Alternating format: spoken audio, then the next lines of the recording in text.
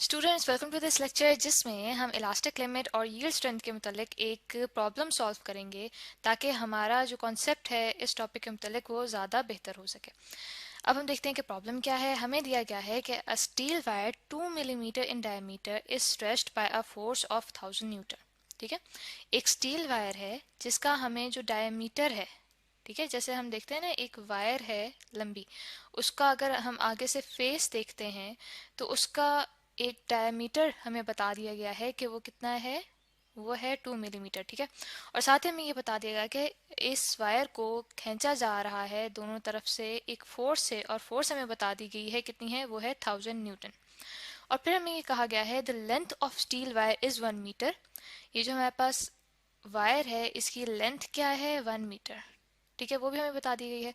और साथ ही हमें कहा गया है कि calculate the stress and the strain in the wire, यानी कि जो हम लोगों ने फोर्स अप्लाई की है उसके एरिया पे जो कि कहलाती है स्ट्रेस, वो हमें कैलकुलेट करना है।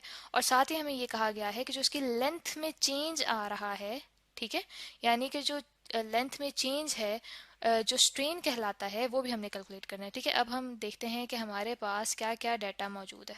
सही, डाटा में हमारे पास ये मौजूद है कि सबसे पहले हमें बता दिया गया कि जो स्टील वायर है उसका डायमीटर हमें बता दिया गया कि वो है 2 मिलीमीटर। अब देखें कि हमें जो उसकी लेंथ है वो भी बताई गई है 1 मीटर। तो बेहतर है कि हम डायमीटर को भी मीटर में कन्वर्ट कर दें। ठीक है, मीटर चूँकि स्टैंडर्ड हम लोगों के पास यूनिट होता है तो उसी में हम कन्वर्ट कर लेते हैं मिलीमीटर को। 1000 मिलीमीटर जो हैं वो इक्वल होते हैं 1 मीटर के। ठीक है, दैट मीन्स कि 1 मिलीमीटर किसके इक्वल हो गया, 1/1000 मीटर के। ठीक है, और 2 मिलीमीटर चूंकि हमें डायमीटर दिया गया है इसलिए हम कर लेते हैं 2 × 1/1000।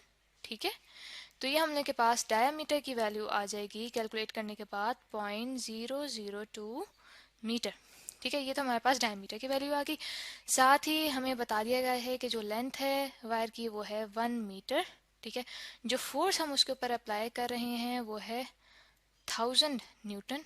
ठीक है, और हमें कैलकुलेट कर क्या करना है, स्ट्रेस और स्ट्रेन।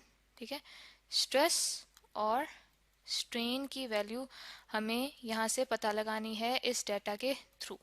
सही, यानी कि सबसे पहले हम जब सॉल्यूशन स्टार्ट करेंगे तो हम देखेंगे कि स्ट्रेस हम कैसे मालूम कर सकते हैं। ठीक है, स्ट्रेस जैसे कि हमें पता है कि फोर्स पर एरिया को हम लोग स्ट्रेस कहते हैं, यानी कि यहाँ पे हमें फोर्स तो पता है कि वो 1000 न्यूटन है। ठीक है, अब एरिया हम वायर का कैसे मालूम करें।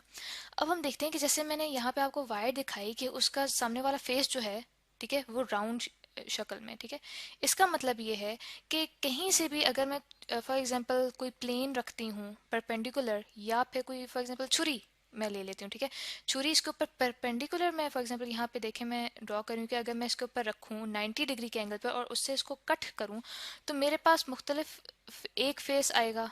ठीक है, मैं कहीं से भी कट कर लूँ तो एक राउंड फेस मुझे नज़र आएगा। यानी कि ये जो मेरे पास राउंड फेस उस वायर का आएगा, इसको हम कहते हैं कि इसका क्रॉस सेक्शन एरिया है। ठीक है, क्रॉस सेक्शनल एरिया है, क्योंकि उसको मैंने एक सेक्शन में डिवाइड कर दिया है। तो इस क्रॉस सेक्शनल एरिया को हम कैसे डिस्क्राइब कर सकते हैं कि चूंकि ये एक सर्कल की शेप में है तो एक सर्कल का एरिया होता है हम लोग के पास πr², और r से मुराद होता है कि ये इसका रेडियस है सर्कल का। ठीक है, और रेडियस हमें पता है कि रेडियस हमारे पास डायमीटर का हाफ होता है। ठीक है, यानी कि ये पूरा हमारे पास डायमीटर है और इसका हाफ रेडियस होता है। दैट मीन्स कि मेरे पास डायमीटर की वैल्यू तो गिवन है, तो रेडियस की जगह अगर मैं वैल्यू पुट करूं डायमीटर की तो d/2 हो जाएगा। सही, उसकी वैल्यू पुट करने के बाद हम देखते हैं कि हमारे पास क्या वैल्यू आती है। डायमीटर की मेरे पास वैल्यू 0.002, ठीक है, 2 मीटर/2। ठीक है, मीटर और यहाँ पे आ जाएगा स्क्वायर। ठीक है, इसकी वैल्यू जब मैं यहाँ पे पुट करूँ, यानी कि पाई की वैल्यू 3.14, ठीक है, इन टू जब उसे मैं कैलकुलेट करूँ तो मेरे पास आ जाएगा 0.001 मीटर। ठीक है, और इसका स्क्वायर, और फोर्स के हमारे पास यूनिट्स है न्यूटन, तो मेरे पास जो फाइनल कैलकुलेशन के बाद आंसर आ जाएगा वो आएगा 318.3 इंटू 10⁻⁶ न्यूटन पर मीटर स्क्वायर। इसको हमने स्ट्रेस तो नोट कर लिया। उसके बाद हम आगे आते हैं जहाँ पे हम देखेंगे कि हमारे पास स्ट्रेन की वैल्यू हम लोग कैसे निकाल सकते हैं। ठीक है, अब स्ट्रेन तो हमें पता है कि स्ट्रेन की वैल्यू होती है डेल्टा एल बाय एल, यानी कि हम लोग देखते हैं कि जो हमारे पास स्ट्रेच करने से किसी मटेरियल की लेंथ में चेंज आए वो क्या है। लेकिन यहाँ पे हमें एल तो पता है, ठीक है, लेंथ तो पता है, लेकिन हमारे जो स्ट्रेच करने के बाद उसकी लेंथ में चेंज आए वो तो हमें पता ही नहीं है, तो फिर हम कैसे निकालें। उसका एक और हल करते हैं। वो हम ये हल करते हैं कि हम जानते हैं कि जो यंग्स मॉड्यूलस है, ठीक है, यंग्स मॉड्यूलस वो हमें क्या वैल्यू देता है, वो हमें बताता है कि यंग मॉड्यूलस की हमारे पास वैल्यू है स्ट्रेस ओवर स्ट्रेन, ठीक है। और ये हमें पता है कि जैसे हमें स्टील वायर गिवन है, तो चूंकि हमें पता है कि स्टील वायर का जो यंग्स मॉड्यूलस होता है, ठीक है, यंग मॉड्यूलस यानी कि बी की वैल्यू होती है हम लोग के पास 200 इंटू 10⁻⁹ न्यूटन पर मीटर स्क्वायर हमारे पास होती है स्टील वायर की यंग मॉड्यूलस की वैल्यू। यानी कि जो यंग मॉड्यूलस है वो हमें बताता है किसी भी सब्सटेंस में कितनी रेजिस्टेंस है उसकी शक्ल के चेंज होने में, ठीक है, यानी कि वो अपनी डीफॉर्म करने होने में कितनी रेजिस्टेंस शो करता है। तो हमारे पास जो स्टील होता है उसके जो ये वैल्यू होती है इस यंग्स मॉड्यूलस की, वो हमारे पास इस वैल्यू से डिस्क्राइब होती है।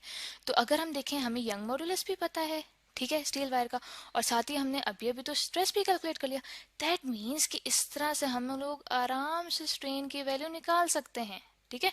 यंग्स मॉड्यूलस की वैल्यू नीचे लेके जाएंगे, ठीक है, तो हम लोग के पास बन जाएगा स्ट्रेस ओवर यंग मॉड्यूलस, और यहाँ पे जब वैल्यू पुट करते हैं स्ट्रेस की हम लोग के पास वैल्यू आई थी 318.3 इंटू 10⁻⁶ न्यूटन पर मीटर स्क्वायर, ठीक है, और डिवाइड कर देंगे 200 इंटू 10⁻⁹ न्यूटन पर मीटर स्क्वायर, ठीक है।